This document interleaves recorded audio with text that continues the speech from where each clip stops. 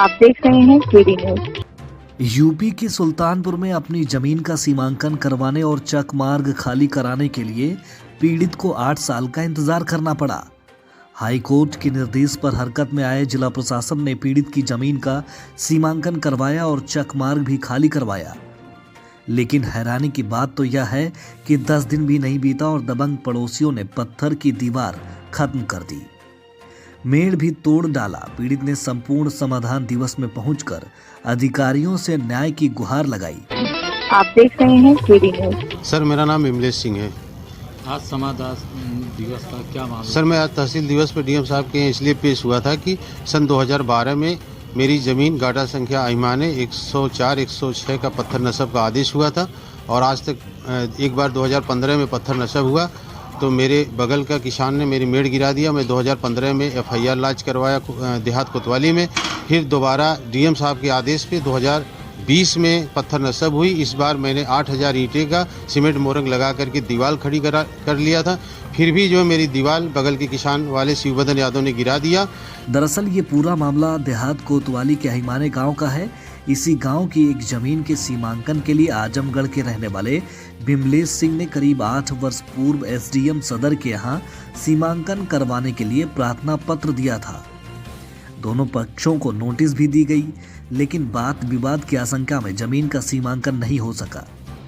इसी बीच गांव के ही रहने वाले चंद्रिका प्रसाद ने इलाहाबाद हाईकोर्ट की लखनऊ खंडपीठ में एक याचिका दायर की, जिस पर हाई कोर्ट द्वारा संबंधित तहसीलदार को 2 माह के भीतर चक मार्ग खाली करवाने का निर्देश दिया, जिस पर विमलेश ने जिलाधिकारी सुल्तानपुर को प्रार्थना पत्र दिया। हाई कोर्ट के आदेश पर जिलाधिकारी सुल्तानपुर द्वारा तत्काल विमलेश की भूमि का सीमांकन करने और चक मार्ग खाली करवाने का आदेश एसडीएम सदर को दिया। बीते 14 अक्टूबर को राजस्व विभाग और पुलिस टीम लगकर विमलेश की जमीन का सीमांकन करने के साथ साथ चक मार्ग खाली करवाया, लेकिन दबंगों ने चक मार्ग और विमलेश की जमीन पर फिर से कब्जा करना शुरू कर दिया। आप देख रहे हैं केडी न्यूज। इसलिए मैं आज डीएम साहब के पेश हुआ कि महोदय आपके आदेश पर तहसीलदार महोदय ने वहाँ पत्थर नस्ब कराई, चकमार्ग खाली कराया, फिर भी जो है चकमार्ग भी गिरा दिया गया और जो है मेरी दीवार भी गिरा दी गई। इसलिए मैं अपनी डीएम साहब से अपनी बात एप्लीकेशन द्वारा कहा। क्या